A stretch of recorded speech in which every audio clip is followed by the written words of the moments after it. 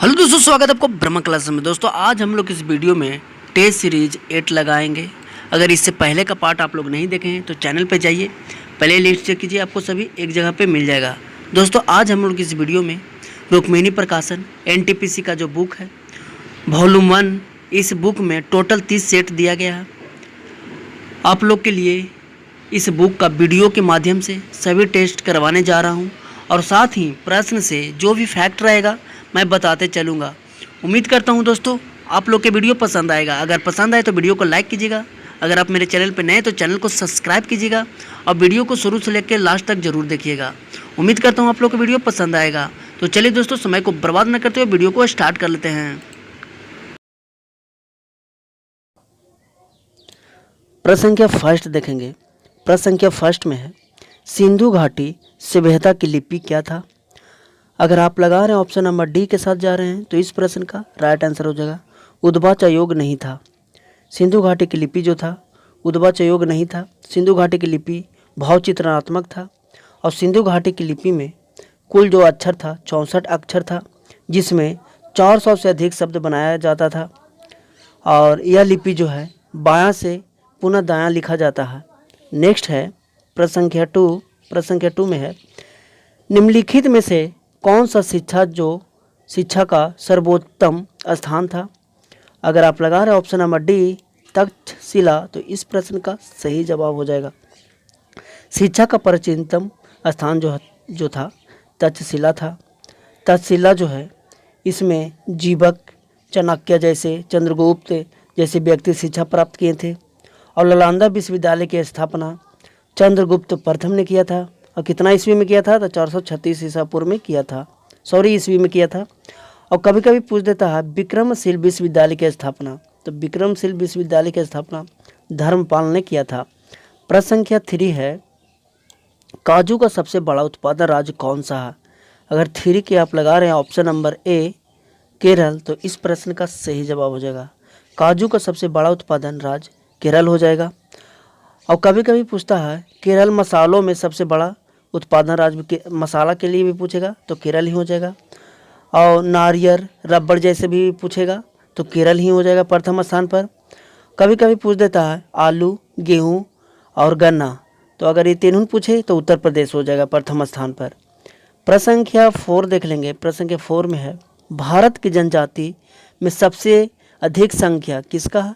तो सबसे अधिक संख्या जो है संस्थालों का। ऑप्शन नंबर बी सही हो जाएगा। भारत की जनजाति दिए गए विकल्प के अनुसार सबसे बड़ा आबादी हो जाएगा संस्थालों की।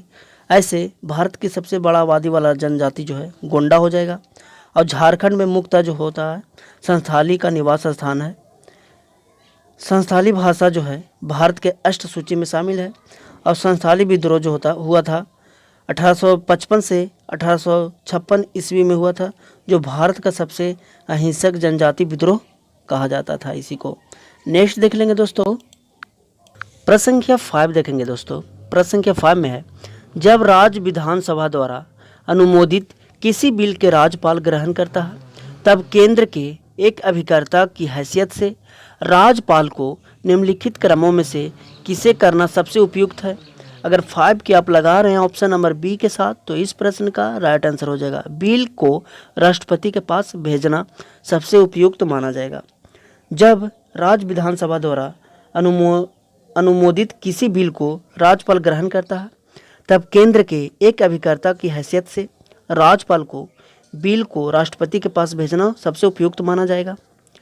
भारतीय संविधान के अनुच्छेद 201 के अधीन, कितना? अनुच्छेद 201 के अधीन राज्यपाल राष्ट्रपति के लिए बिल आरक्षित कर सकता है और राष्ट्रपति उस बिल को मंजूरी दे सकते हैं या अथवा अस्वीकार कर सकते हैं, वो राष्ट्रपति के हाथ में है। नेक्स्ट है प्रश्न संख्या 6, निम्नलिखित में से किसी मामले में उच्चतम न्यायालय में प्रत्यक्ष रूप से दाखिल नहीं किया जा सकता? अगर 6 के आप लगा रहे हैं ऑप्शन नंबर सी तो इस प्रश्न का राइट आंसर हो जाएगा किसी व्यक्ति की संपत्ति दूसरे द्वारा बलपूर्वक अधिकृत होने से दाखिल नहीं किया जा सकता है। ऑप्शन नंबर सी के साथ सही हो जाएगा। किसी व्यक्ति की संपत्ति दूसरे द्वारा बलपूर्वक अधिकृत होने वाले मामले को उच्चतम न्यायालय में प्रत्यक्ष रूप से दाखिल नहीं किया जा सकता है और उच्च न्यायालय को प्रारंभिक क्षेत्राधिकार 133 के अधीन किया गया है। इसमें जो होता है 133 में, इसमें 3 प्रकार के अधीन है जिसको निपटारा कर सकता है उच्च न्यायालय। पहला अधीन जो है 2 या 2 से अधिक राज्यों का विवाद जो होता है उच्च न्यायालय निपटारा कर सकता है 133 के अनुसार, 131 के अनुसार। और दूसरा जो अधीन है राज्यों एवं केंद्र के बीच जो विवाद है उसको भी निपटारा कर सकता है उच्च न्यायालय अनुच्छेद 131 के अनुसार। और तीसरा जो अधीन है एक और एक से अधिक राज्य और दूसरे ओर केंद्र एक से अधिक राज्यों का बीच का जो विवाद होता है उच्च न्यायालय अनुच्छेद 131 के अनुसार निपटारा कर सकता है। नेक्स्ट देख लेंगे प्रश्न संख्या 7 देखेंगे। प्रश्न संख्या 7 में है वायुमंडलीय दबाव को नाप किससे किया जाता है। 7 का ऑप्शन नंबर बी हो जाएगा सही जवाब। बैरोमीटर से वायुमंडलीय दबाव को मापा जाता है। जी हाँ, बैरोमीटर द्वारा ही मापा जाता है। और वायुमंडलीय दबाव का ग्राफ जो होता है बैरोग्राफ के द्वारा मापा जाता है। और वायुमंडलीय दबाव जो होता है 76 mm का होता है। और कभी कभी पूछ देता है वायुमंडलीय दबाव का इकाई, तो आप लोग जानते रहिए वायुमंडलीय दबाव का इकाई जो होता है बार होता है। और एक और है अल्टीमीटर के द्वारा क्या मापते हैं, तो इसका द्वारा ऊंचाई हम लोग मापते हैं। प्रश्न संख्या 8 देख लेंगे। प्रश्न संख्या 8 है पंडित जवाहरलाल नेहरू का देहावसान कब हुआ था। अगर आप लगा रहे हैं ऑप्शन नंबर सी 1964 तो बिल्कुल सही है। जवाहरलाल नेहरू की मृत्यु जो हुआ था पूरा डेट है 27 मई 1964 ईस्वी को हुआ था। अच्छा, मृत्यु हुआ था 1964 में, तो जन्म कब हुआ था, तो आप लोग जन्म भी जानते रहिए। पंडित नेहरू जी का जन्म जो हुआ था 14 नवंबर 1889 ईस्वी को हुआ था। तो आप लोग इतना इस प्रश्न से जानते रहिएगा।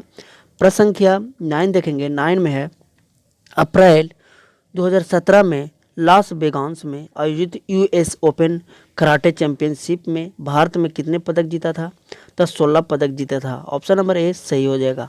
नेक्स्ट 10 है मुगल शासकों के आगमन से पूर्व कश्मीर किस धर्म के प्रमुख केंद्र के रूप में विख्यात था। अगर 10 के आप लगा रहे हैं ऑप्शन नंबर डी शैब, तो शैब ऑप्शन नंबर डी तो सही हो जाएगा। मुगल शासकों के आगमन से पूर्व कश्मीर में शैव धर्म का प्रमुख केंद्र के रूप में विख्यात था। मुगल शासक अकबर ने 1886 ईस्वी में कश्मीर को जीत लिया था। नेक्स्ट है प्रश्न संख्या 11 देखेंगे। प्रश्न संख्या 11 में है भूगोल में शब्द प्रेयरी का अर्थ क्या होता है। 11 का अगर आप जा रहे हैं ऑप्शन नंबर ए के साथ, उत्तरी अमेरिका के शीतोष्ण घास के मैदान प्रेयरी का अर्थ होता है, तो इस प्रश्न का सही जवाब हो जाएगा। 11 का ऑप्शन नंबर फर्स्ट सही हो जाएगा। भूगोल में शब्द प्रेयरी उत्तरी अमेरिका के शीतोष्ण घास के मैदान को कहते हैं। कभी कभी पूछता है गेहूं का कटोरा किसे कहा जाता है, तो इसी को कहते हैं गेहूं का कटोरा। प्रेयरी प्रदेश को ही गेहूं का कटोरा करते हैं। और कभी कभी पूछ देता है अफ्रीका के घास के मैदान को क्या कहते हैं, तो अफ्रीका के घास के मैदान को जो कहा जाता है बिल्ड कहा जाता है। कभी पूछता है अर्जेंटीना के घास के मैदान को क्या कहते हैं, तो पैम्पास कहते हैं। तो आप लोग इतना इस प्रश्न से जानकारी रखिएगा। प्रश्न संख्या 12 देख लेंगे। निम्नलिखित में से कौन सा बेमेल है। आपको सबसे इस 4 ऑप्शन से बेमेल छांटना है, तो इसका जो बेमेल है कर्नाटक हो जाएगा, क्योंकि कर्नाटक एक प्रकार का राज्य है देखा जाए इस ऑप्शन के अनुसार। और कुचिपुड़ी, कथकली और मणिपुरी जो है एक प्रकार का शास्त्रीय नृत्य है। तो ऑप्शन नंबर 20 सही के साथ चल जाएगा। प्रश्न संख्या 13 देखेंगे। प्रश्न संख्या 13 में है शब्द फ्यूरर किसके लिए प्रयुक्त किया जाता है। आपको बताना शब्द फ्यूरर किसके लिए प्रयुक्त किया जाता है। 13 के ऑप्शन नंबर ए सही हो जाएगा। हिटलर के लिए प्रयुक्त किया जाता है। शब्द फ्यूर जो होता है हिटलर के लिए प्रयुक्त किया जाता है। फ्यूर का अर्थ क्या होता है आप लोग ये भी जान जाइए, तो सर्वमान्य नेता, जिसको ठेठ भाषा में कहा जा तो एकमात्र नेता इसका अर्थ होता है। हिटलर जो था 1933 ईस्वी में राष्ट्रपति पद को बलपूर्वक प्राप्त किया था। गौर कीजिएगा, बलपूर्वक प्राप्त किया था। और हिटलर कभी कभी पूछता है हिटलर जो है किस पार्टी से संबंधित है, तो नाजी पार्टी से संबंधित है। और द्वितीय विश्व युद्ध जो हुआ था हिटलर के दोषी माना जाता था द्वितीय विश्व युद्ध के लिए। और हिटलर जो थे यहूदी पर बहुत अत्याचारी किया था हिटलर ने। नेक्स्ट है प्रश्न संख्या 14 देखेंगे। प्रश्न संख्या 14 है मकबरा क्या होता है? मकबरा जो होता है एक बड़ी शाही कब्र होता है। ऑप्शन नंबर 14 का ए हो जाएगा। मकबरा जो होता है बड़ी शाही कब्र होता है। और कुतुब मीनार भी एक प्रकार का मकबरा है। और ताजमहल भी मकबरा है। और बीवी का मकबरा जो है औरंगजेब द्वारा बनाया गया था। प्रश्न संख्या 15 है, the general theory of employment interest and money के लेखक कौन है? 15 का ऑप्शन नंबर सी सही हो जाएगा, John Maynard Keynes. Option number C सही हो जाएगा, John Maynard Keynes. The general theory of employment interest and money के लेखक थे। किंग्स जो है अमेरिका के एक शास्त्री थे और विश्व आर्थिक मंदी पर उनका विचार काफ़ी प्रभावशाली था। नेक्स्ट है प्रश्न संख्या 16, डैश ने सजीव वस्तुओं में लक्षणों की आनुवंशिकता के सिद्धांत का प्रतिपादन किया था। 16 का ऑप्शन नंबर 20 सही हो जाएगा, ग्रेगर मेंडल साहब ने प्रकाशित किया था। ऑप्शन नंबर 16 का बी हो जाएगा, ग्रेगर मेंडल ने सजीव वस्तुओं में लक्षणों का आनुवंशिकता के लिए सिद्धांतों का प्रतिपादन दिया था। और आनुवंशिकता कहते हैं किसको? तो एक पीढ़ी से दूसरे पीढ़ी में जीवों के मूल कणों का संचरण आनुवंशिक कहलाता है। और आनुवंशिकता एक विभिन्नता का अध्ययन जेनेटिक में किया जाता है। और आनुवंशिकता का जो सिद्धांत दिए थे 1866 में दिया था। नेक्स्ट है प्रश्न संख्या 17 देखेंगे। प्रश्न संख्या 17 में रीजनिंग है, तो मैं रीजनिंग भी बता देता हूँ। नीचे दिए गए कथन में कौन सा अवधारणा प्राप्त होती है? दिया गया है, एक वैज्ञानिक कहता है पेड़ जंगल में अन्य पेड़ों के साथ संवाद कर सकते हैं और पोषण तत्वों को भी साझा कर सकते हैं।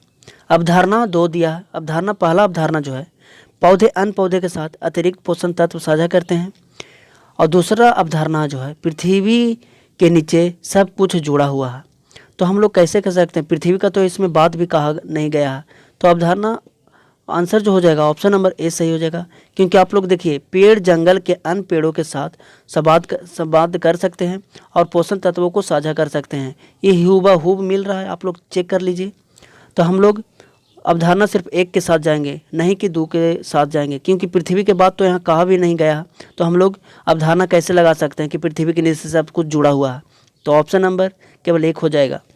प्रश्न संख्या 18 देखेंगे। प्रश्न संख्या 18 में है डैश के कारण स्क्लेरेंकाइमा कोशिका की दीवार मोटी होती है। 18 का ऑप्शन नंबर ए सही हो जाएगा। ऑप्शन नंबर ए में है लिग्निन। ऑप्शन नंबर 18 का ए हो जाएगा, लिग्निन के कारण स्क्लेरेंकाइमा कोशिका की दीवार मोटी होती है। और इसकी भित्ति जो होती है लिग्निन के कारण इतनी मोटी होती है कि कोशिका के भित्ति कोई अतिरिक्त स्थान नहीं होता है। नेक्स्ट है प्रश्न संख्या 19, डैश एनिलिडा वर्ग से संबंधित नहीं है। ऑप्शन नंबर ए जो है एनिलिडा वर्ग से संबंधित नहीं है। अस्केलिस जो है एनिलिडा वर्ग से संबंधित नहीं है, लेकिन केचुआ जोग नेरिस जो है एनिलिडा वर्ग से संबंधित है। और केचुआ में कभी कभी पूछ देता है कि कितना जोड़ी हृदय होता है, तो 4 जोड़ी हृदय होता है। और एनिलिडा वर्ग के जीव जो होता है एक लिंगी होते हैं और उभयलिंगी दोनों प्रकार के हो सकते हैं।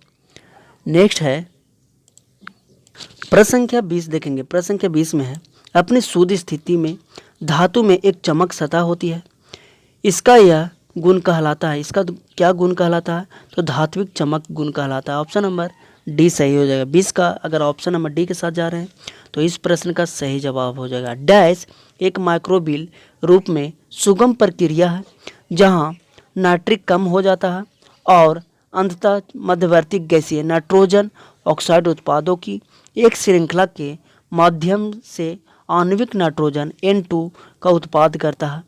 इस प्रश्न का अगर आप लगा रहे हैं ऑप्शन नंबर ए अनाइट्रीकरण, तो इस प्रश्न का सही जवाब हो जाएगा। 22 है जल में एक अम्ल या एक क्षार को घोलने की प्रक्रिया अत्यधिक डैश कहलाता है। क्या कहलाता है? तो रीड एक्टिव कहलाता है। ऑप्शन नंबर डी सही हो जाएगा। नेक्स्ट है प्रश्न संख्या 23 देखेंगे। प्रश्न संख्या 23 में है क्रांतिक तापमान पर पृष्ठ तनाव का मान क्या होता है? तो पृष्ठ तनाव का जो मान होता है 0 होता है। ऑप्शन नंबर इसका सही जवाब हो जाएगा वो ऑप्शन नंबर ए। 24 है समय T1 और T2 के बीच वेग समय वक्र के अंतर्गत क्षेत्रफल उस समय अंतराल के दौरान वस्तु के डैश के बराबर होता है।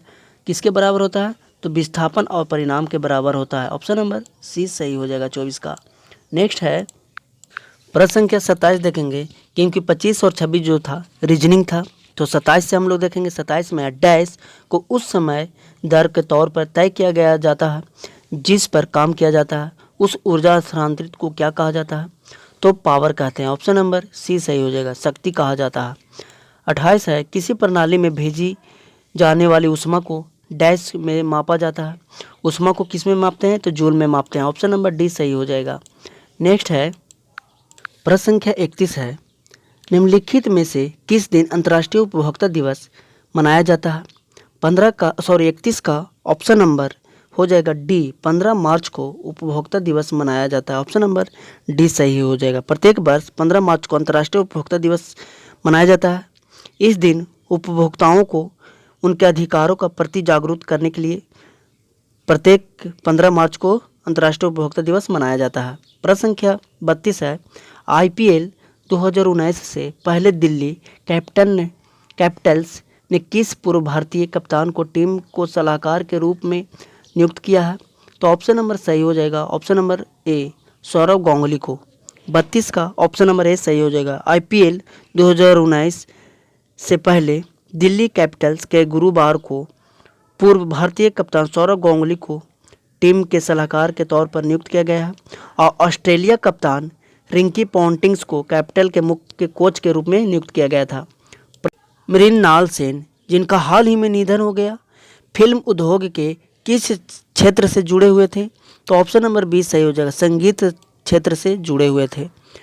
34 है, सशस्त्र बल सीमा बल SSB का महानिर्देशक किसे नियुक्त किया गया है?